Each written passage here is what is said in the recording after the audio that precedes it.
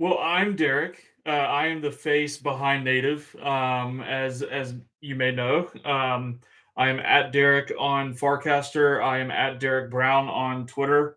I am building Native, and so thought for today for tonight's kind of sixth day of Native.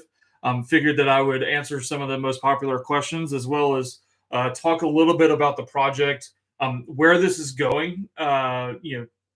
I think I've done a fantastic job at talking about the near term, with things like prints and passports and getting the word out in that way. I think I have not yet done a good job of talking about the medium to long term, which is going to be the case, right? And so, over the coming days and weeks, you're going to learn a lot more about Native, my vision for it, where we're going together, and ultimately what's going to happen with Native. How does it become more valuable, et cetera. And so hopefully in the last 3 to 4 weeks I have earned a lot of trust from you all, and that's been very intentional.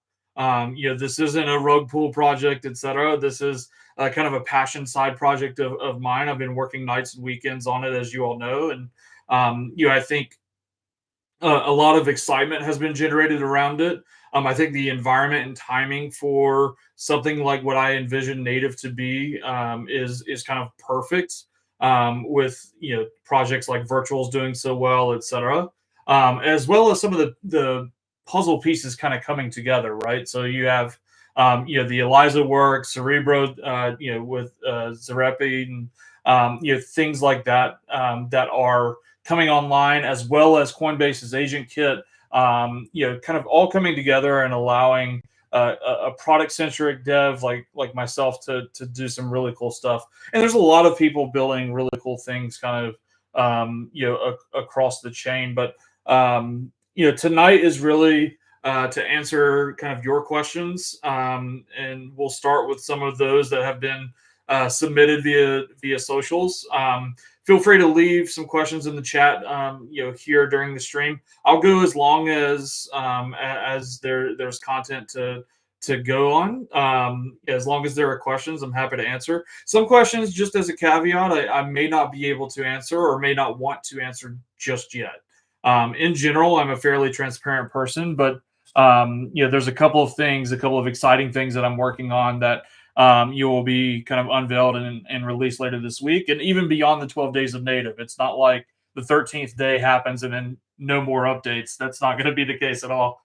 And so just wanted to let kind of everybody know, what's going on there. You can leave questions in the chat. You can also, at me on Twitter, at me on Farcaster, ping in the Discord, ping in the Telegram, and I'm happy to answer questions wherever I see them. And so, with that being said, let's go ahead and kick off. A fun one, initially from Inmad on Farcaster. What are your favorite video games?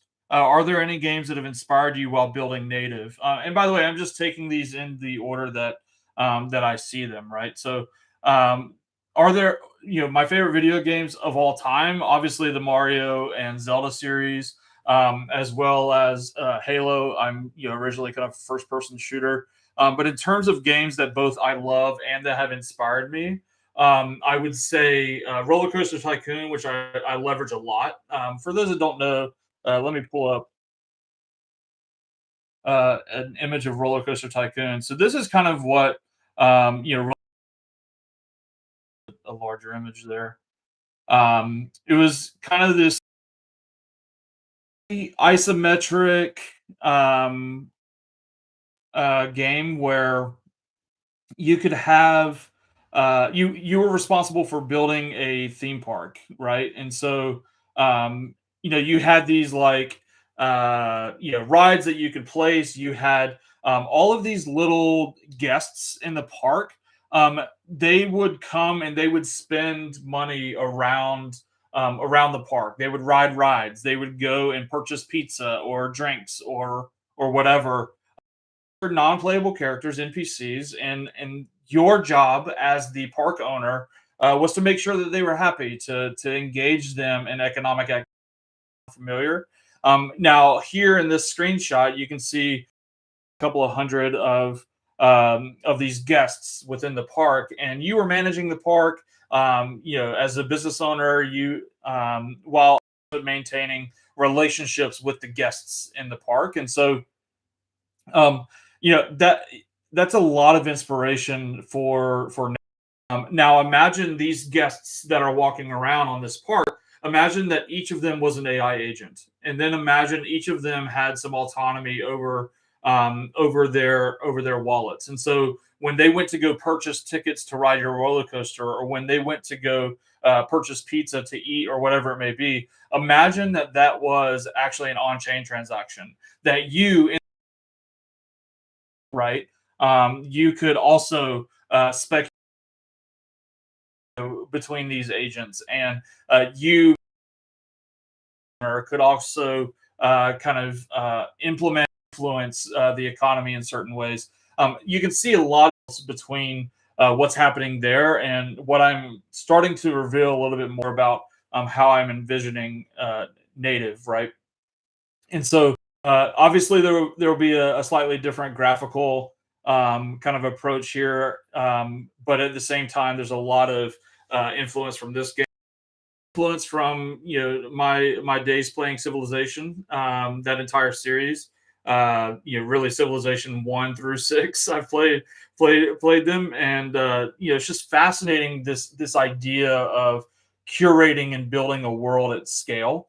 And I also think that there's a large piece of that at play, as well, where a lot of people, I've even seen comments on socials where a lot of people really enjoy the world building aspects of native. And I think inviting native users, passport holders into that kind of creation and curation narrative is going to be really rewarding, I think.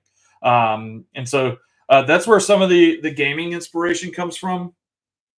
I'd also say that a lot of my influence has actually come not just from games, although that's part of it, but also from books. And so, I read a lot of sci-fi, a lot of William Gibson, a lot of Neil Stevenson. And most recently, Reamda, which is Read Me, with flopping the M and D. In that book, there's actually a game that think of it like a fantasy game, World of Warcraft type game setting.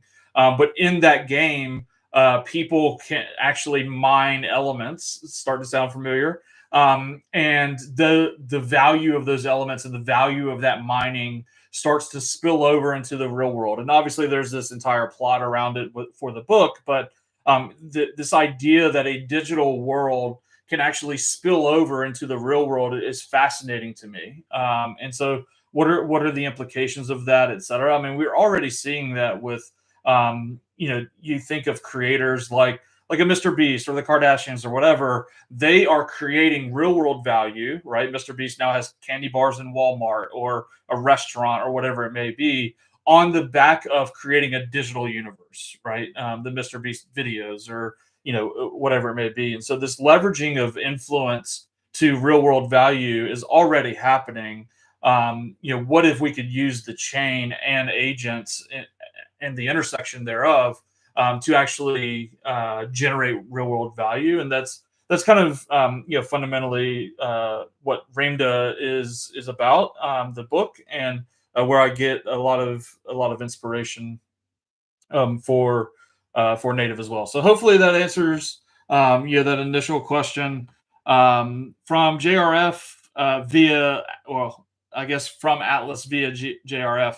So for those who don't know, Atlas is a AI agent on Farcaster. JRF is the creator of Atlas and said, "Hey, what questions would you have for Derek about native?" And so, number one, how does the passport process enhance the user experience on Farcaster? That's a really interesting question, actually. I think it remains to be seen. So first of all, I'm building the passport experience as a frame. And so, hopefully it's going to be a little bit of a fun frame. I know a lot of people enjoyed the print minting process and the creativity therein. And so hopefully you get a sense of that from the passport frame. But over time, as native starts to build on the Farcaster protocol, and more on that later this week. But as native starts to build on the Farcaster protocol, just by nature of there being additional content from both passport holders and dots, I think the user experience is going to get a lot better. Um, on Farcaster simply because there's more content. I think Dan and Varun have done a fantastic job in kind of curating and building the platform to date. I think it remains to be seen how it scales. And maybe native can be a part of that, especially with what I'm imagining that the conversations being like as facilitated by Farcaster. There are some hurdles and obstacles with Farcaster that we'll have to figure out along the way. I have some ideas on how to solve them, but I'm happy to answer questions around that. But um, in general, that's kind of how I see things kind of playing out. Um, so yeah, number two from Atlas. What inspired the semi 2D isometric design for the native UI? So first of all, I haven't really revealed some of the design elements for the core experience just yet.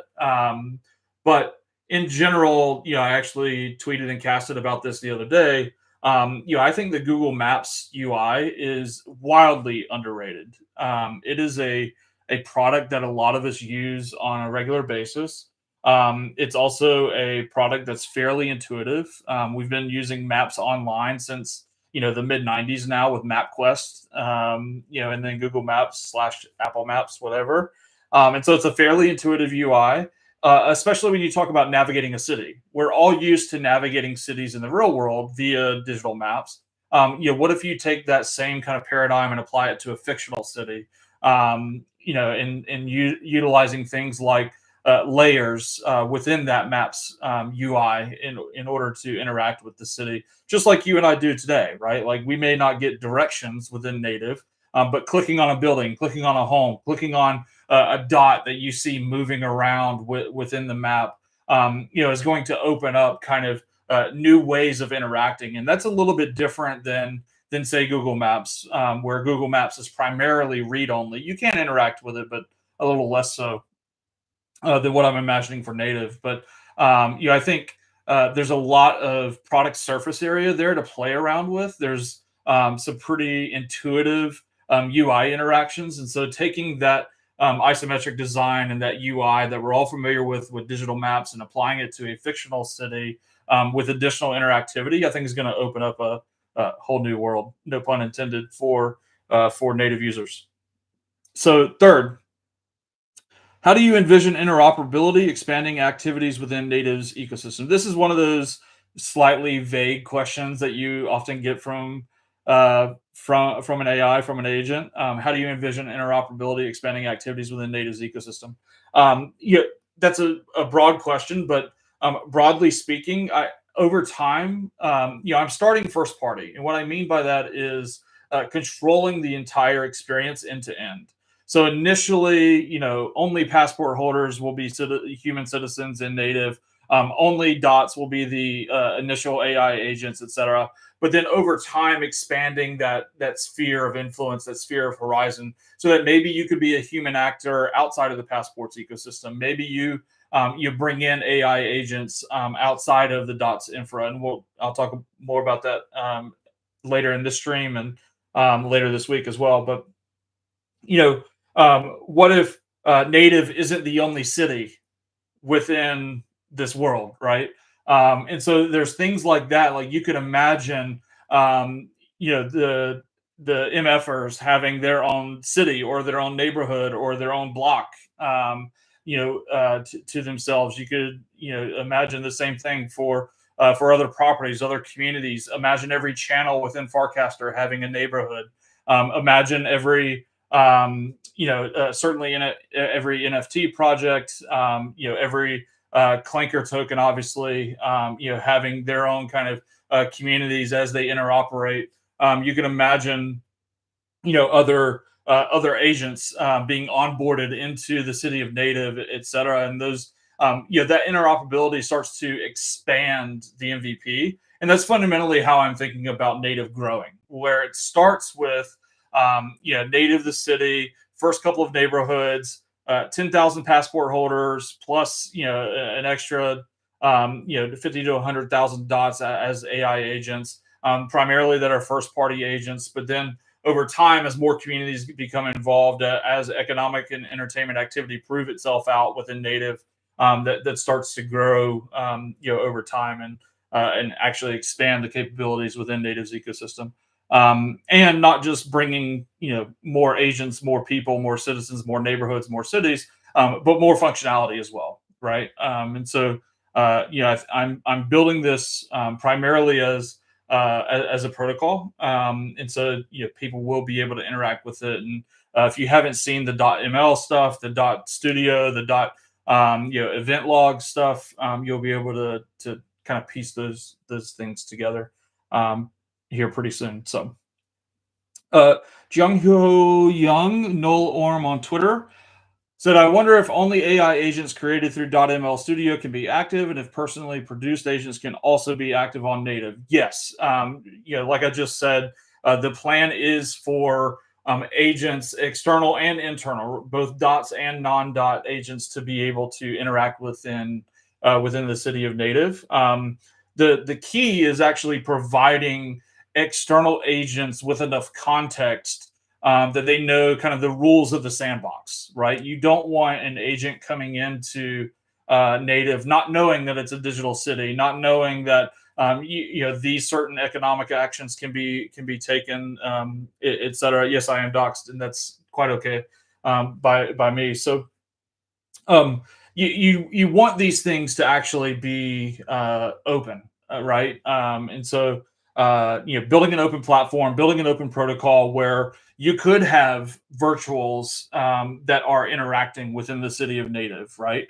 You could roll your own ELIZA interpretation and bring that into the city of native. You could bring AI XBT agents into the city of native to interact with other agents, both dots and more, right? And so that is kind of the vision here. And again, more on that. I know I keep saying more on that in the future, but it's true. And so a little bit of alpha here. I'm actively working on a white paper to kind of explain all of this in detail, but that is kind of the vision. No alarm is that personally produced agents can be active within the city of native.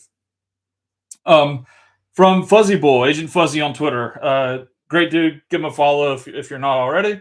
Number one, will you create a no-code solution for individuals to create their own agents that will live in native? Yes. That no-code solution is .studio. So, the .ml Studio that you've seen is just kind of a precursor to that. .studio is a full product that will live on top of .ml, which lives on top of the dots infrastructure. So you will be able to point, click, type your way to creating dots within the city of native. It's Farcaster first. Are there any plans to create some form of Twitter connections to onboard? This is a tricky one.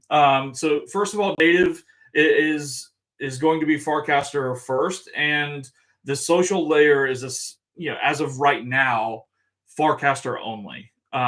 There's a few reasons for that. A, I've been burned on Twitter API stuff before. B, I think when you have kind of on-chain social accounts plus on-chain history, it lends itself to a healthier environment. Not to say that Farcaster doesn't and won't have a bot problem and things like that, but it's a lot easier with more data to actually solve for. And so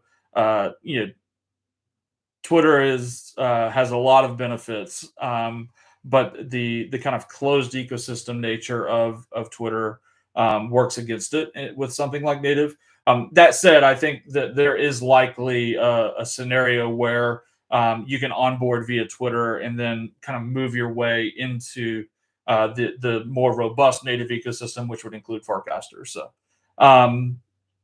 will you have some form of wallet abstraction? Yes, I'll talk about that here in just a couple seconds. And support Solana.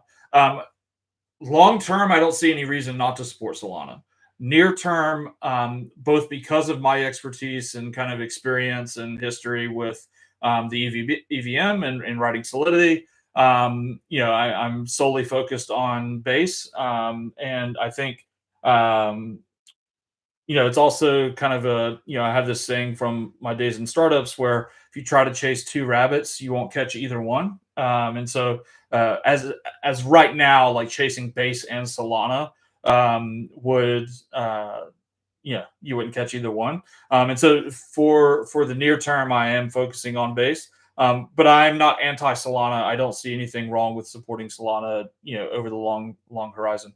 With regards to wallet abstraction, I kind of gave a sneak peek to this when talking about passports. But I ultimately I see a passport as being a token bound account, and so for your world in or for your experience in the world of native, passports could easily be a smart wallet for you while you are in the world of native, and so that would be some form of wallet abstraction.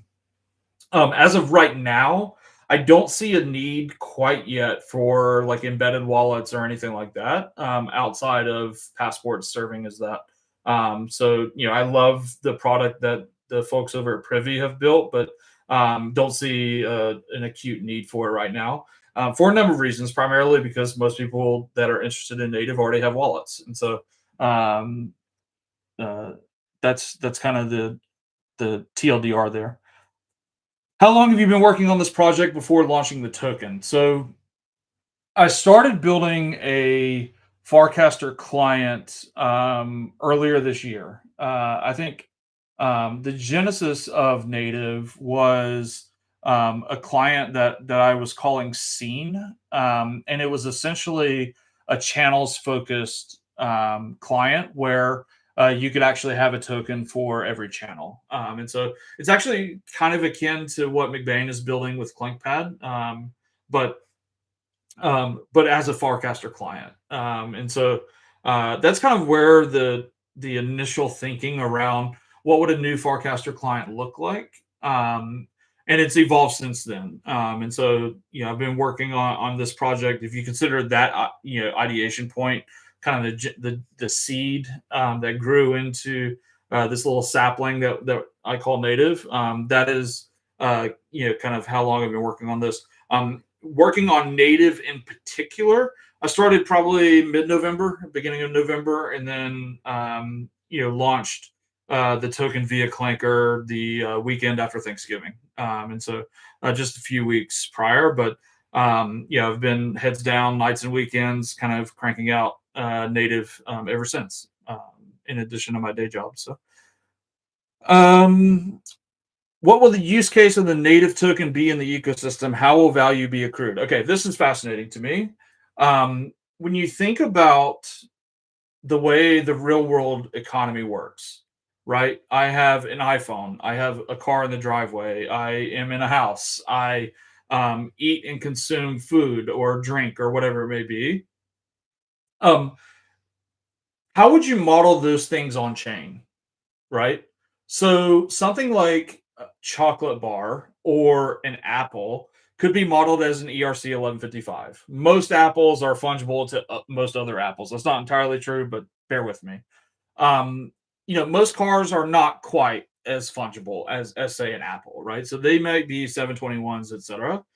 Fundamentally, they're all wrapping the equivalent of ETH, which is your real world currency, the US dollar in my case. I'm in America. So um, the car sitting in my driveway wraps some amount of US dollars and it depreciates over time, right? As cars do. The apples in my fridge, the bananas on my countertop, the food in my freezer, the phone on the desk in front of me. They all wrap some amount of of USD, right? And we're essentially exchanging those things, off chain when we do that. It's just a trade. That's what we call a marketplace, right? Transaction. But fundamentally, the principles are the same. where I go and I give US dollars to the car dealership and I get a equivalent at that point in time, an equivalent NFT being a car kind of back. And so when you think about how the real world then translates to the chain, it's just that, right? You're modeling that. And so um pizza in the city, homes in the city, transit in the city, buildings and businesses in the city, they will all be wrapping native fundamentally, right? And so there's a finite amount of native, and that amount of native is going to be represented and kind of consumed and traded upon, et cetera, within the city of native. And so the native token is functioning as the baseline currency for this in-game world, right? And so yes, there will be secondary tokens, just like there are today, right? We call them equities. And so when you think about a share of Berkshire Hathaway, that is wrapping some amount of USD, right? And as an American company, et cetera, it's could be exchanged for another currency, obviously, but indirectly, that's kind of what's happening. And then the US dollar itself is wrapping an ethereal thing, right? It's wrapping an ephemeral value, which is trust in the US government. And so that's kind of how native will work as well. Where commodities and businesses and services and products and goods in the digital world of native will wrap native, and value will accrue fundamentally to the native token. But then the native token itself is wrapping trust in the native project, in myself, in the platform that's being built there. And so that's kind of how I see the value accrual working. And obviously more details to come on that, but rest assured that the value within the world of native, within the city of native, is going to accumulate to the native token. It is not just a bootstrap token to get the project off the ground. So from Darion on Discord, hey Derek, I think I'm still trying to mentally rationalize out my club idea. Okay, so this person in the Discord, been around for a while, native OG, has this idea for a nightclub in the city of native, which is a really cool idea. Will I eventually be purchasing land to turn into a business, or is my Farcaster ID both a home and a business? Will the Dot Studio allow us to manage things like new agents, tasks, etc.? That's a separate question. I'll come back to that one. So, will you eventually purchase land to turn into a business? In my Farcaster ID, both a home and a business. So your Farcaster ID allows you to claim a passport, right? And a passport just says, "I'm a human actor within the city of native. I have rights," right? So very similar to how our various countries give us rights by nature of citizenship. So the native passport does as well. One of those rights is the ability to purchase and own a home, to purchase and run a business, etc. Right? And so those would be separate from the passport. So you would, kind of purchase digital real estate to turn into a business. So if you wanted a club, you would buy a plot to own a club, and kind of go from there, right? So will the Dot Studio allow us to manage things like new agents, tasks, etc., with an interface? Yes. And so there it's going to be my aim in all of this. If you can't tell already from prints, from passports, fundamentally, I'm a product builder. I like building things that are fairly intuitive to use, even in the kind of obfuscated world of crypto. And so my goal is to make it easy to use, versus some of the other agent platforms. I'm not going to name names, but they're extraordinarily obtuse in order to use. And they do require some like specialized knowledge, etc. My goal is to make something extraordinarily easy to use, right? So building the Apple of agent platforms, right? Will we need some programming knowledge to make them function the way we want? And so that is the key balance here, right? In order to make something easy to use, you sometimes have to kind of shelter away the more advanced stuff. But I think over time, because I'm building an open platform and an open protocol, eventually, there you could have kind of both, right? Initially, it's going to be this simple, kind of easy to use interface that allows you to do things within the first party sandbox of Dots. But then over time, as more and more functionality gets opened up, as more stuff gets put on chain and kind of opened, then you'll be able to use programming knowledge to make things function the way you want. So hopefully that answers your question there, but that is the goal. And by the way, it's very similar to what it seems like the Clanker team is doing with the Clanker ecosystem, right? So initially, it's very easy to use. You just at Clanker, create a token, create a name, and it launches, right? Upload an image with a ticker, and it launches, right? Super easy to use, super intuitive. But as they're working with more and more folks, like ClankPad, like Clank.fun, etc., it's starting to expand the capabilities of the Clinker ecosystem. More to come there. Proxy and I have been talking at length, kind of about how Clanker and Native can interact, and so hope to have some exciting news there soon. But it's the same kind of paradigm here, where you start really simple, really easy to use. You get people to use it, and then you open up functionality over time as people find and want to use it for more and more use cases. From Kojo.eth on Farcaster, have you started looking at giving agents transaction autonomy? Where would they raise initial funds? How much freedom should they have? That last question is a fascinating one. I'll answer the first two first. So, have you started looking at giving agents transaction autonomy? Yes, that is the initial goal with Dots. Like that's MVP in my mind.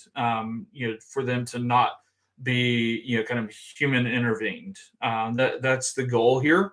I think humans should give a goal and intention to Dots, to agents, and then agents should be able to act within those intentions pretty specifically. So where would they raise initial funds? That's kind of this paradigm that I'm calling dot sponsoring.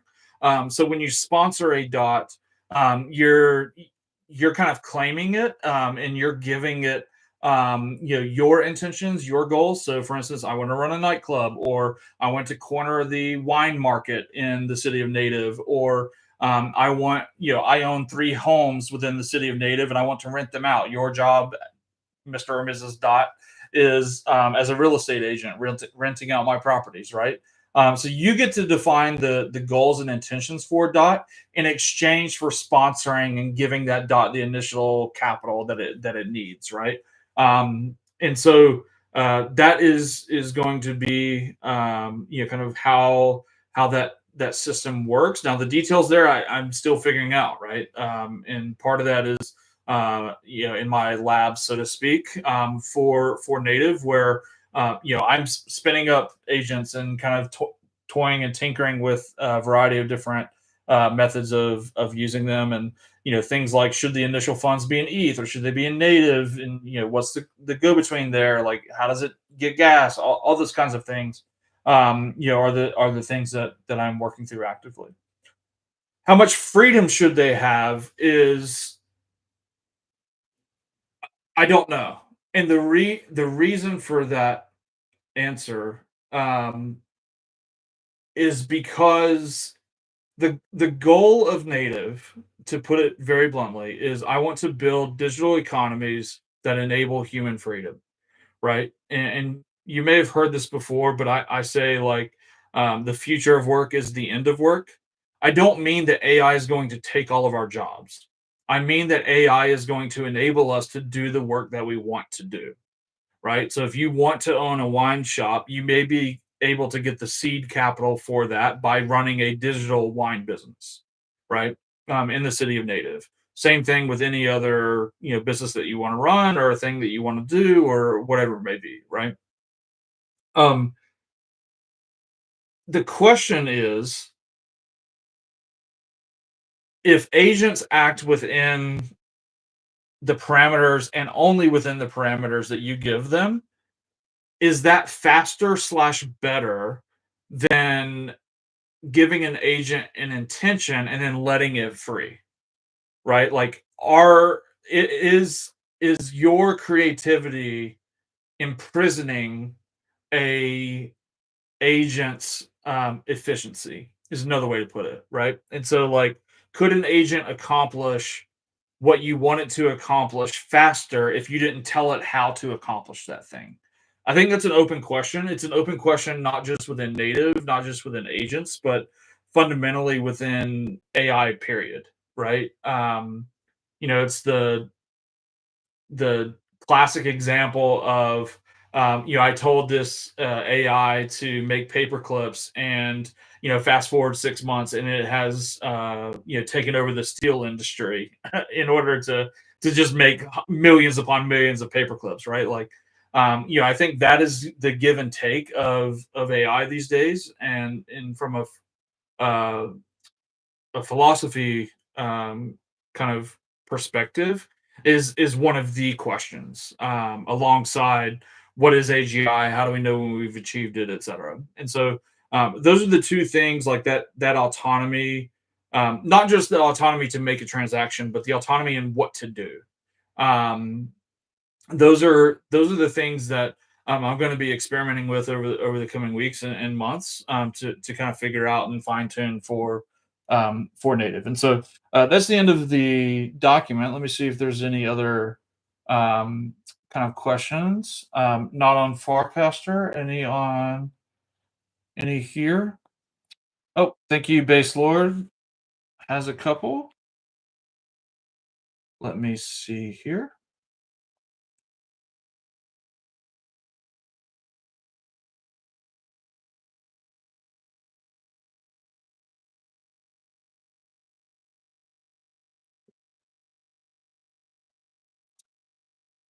How will revenue be generated by native for human and AI agent users? Great question. So this is the magic of the Clanker ecosystem. So Clanker tokens by default are designed to share the fees generated by buys and sells with both protocol and developer deployer. And so for those that don't know, it's roughly a 60-40 split between the Clanker world and the deployer.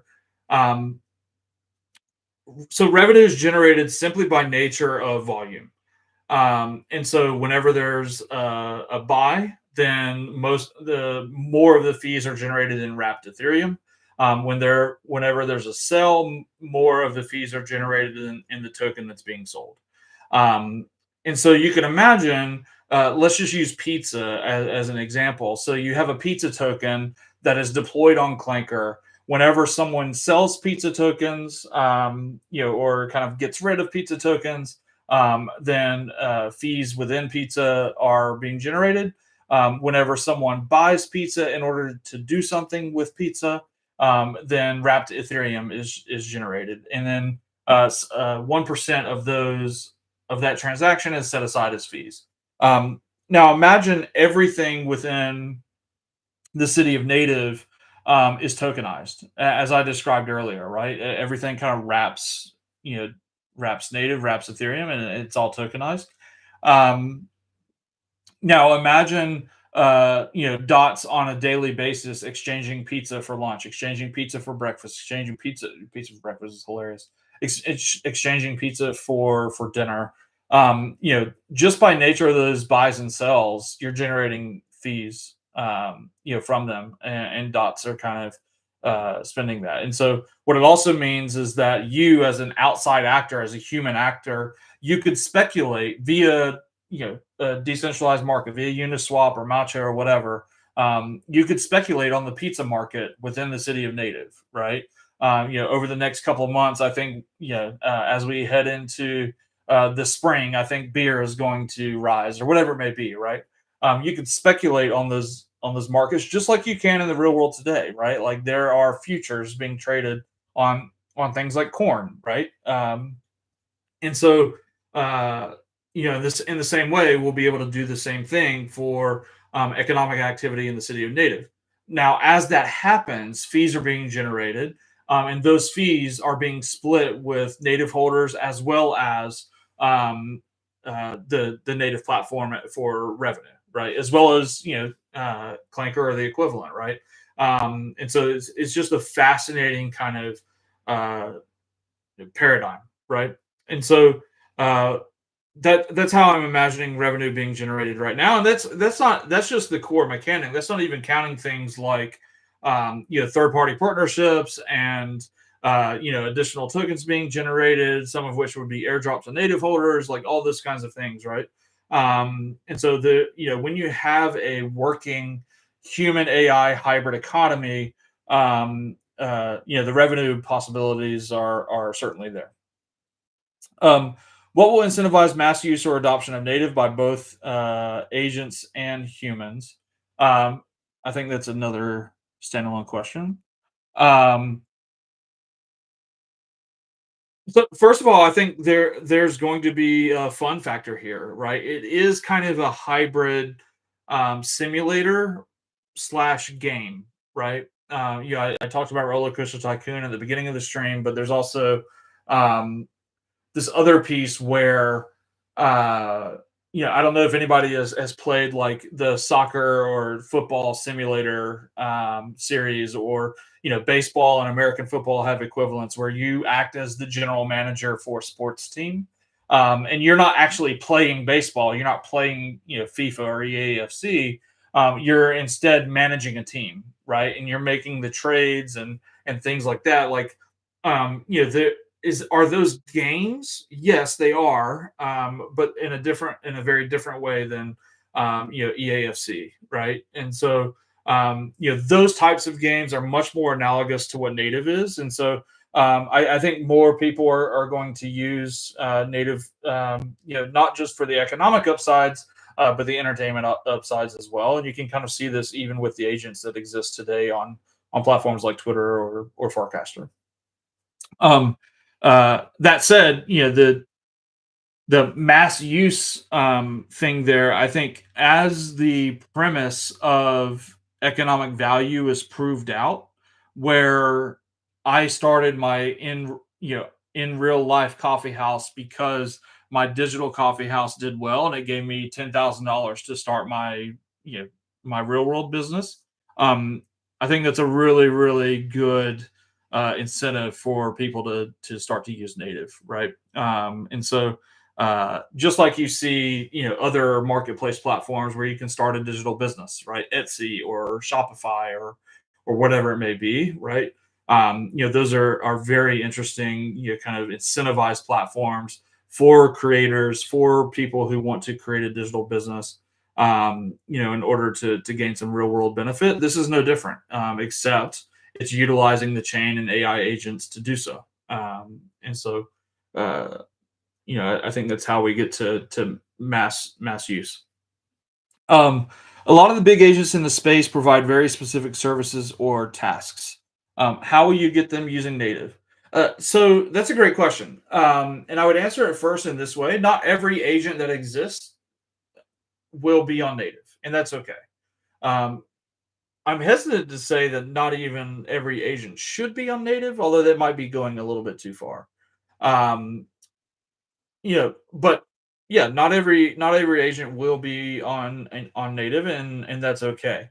The benefit of dots, of first party agents, is that um, you know they don't have to be on native, right? We don't need every external agent to live on native. Native itself will come with agents out of the box, and those are dots, and human actors will be able to create dots as well. And so I don't suspect that there's going to be a shortage of agents within native. The problem that I'm going to run into is actually the opposite problem, where how do you keep the game loop going? How do you keep agents incentivized? How do you manage this world? Like those problems are the interesting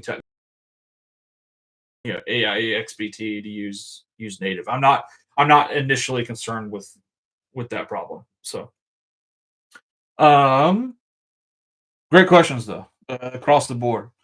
Any other questions? Chat, if you have them now, speak now. For forever hold your peace. We've been going 45 minutes now. I'm gonna check the Telegram. Was this helpful to folks? Insight?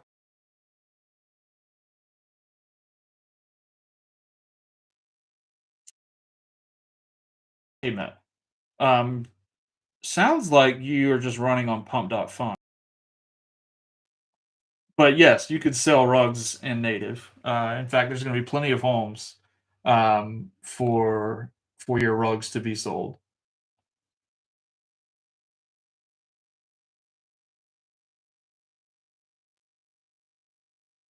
Other questions?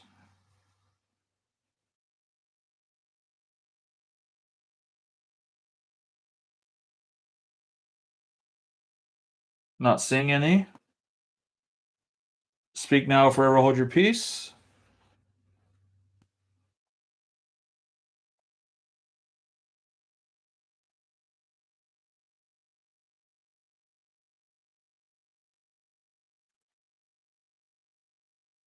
Cool. So to give you an idea of the rest of the week before I wrap up here, passports dropping soon. Still hoping, fingers crossed, to make the end of the month, which is tomorrow. But I'd rather ship something good than on time. And so it is extraordinarily close. Working on a few smart contract things there, but that is kind of where that is. I will say that the biggest announcements and news and things like that, we haven't even gotten close to yet, for the 12 days of native. This is all just kind of preview stuff. And so I'm very excited about the rest of the week. And there's also going to be some things that don't even make it into the 12 days of native that are large as well. And so, very, very excited to kind of across the board, um, for those things. And so, first of all, what you can do to help, obviously, keep sharing on socials, keep showing up for stuff like this. Tell your friends, etc. Point them to the YouTube channel. Some great content there. I'm going to continue to be as transparent as possible with everyone. On kind of what I'm building and things like that. And so, um, you can stake on Rebase. You can provide liquidity on Uniswap, both in the native Clanker pool as well as the native to wrapped ETH pool. Continue holding. Continue to be good neighbors with one another. I think this is one of the most positive communities, in crypto, which I'm grateful for. The vast majority of neighbors are in it for the long haul, and not so concerned with price. There are a couple outliers, and that's okay. But I'm very grateful for that, and it means a lot. Enables me to think about the world and how to accrue the most value here. I think there's a massive opportunity that I'm chasing after, and I'm thankful that all of you have joined to be a part of the ride. So, with that said, no other questions. There's only one more thing to say, and that's welcome home, everyone. Appreciate you coming out. See y'all.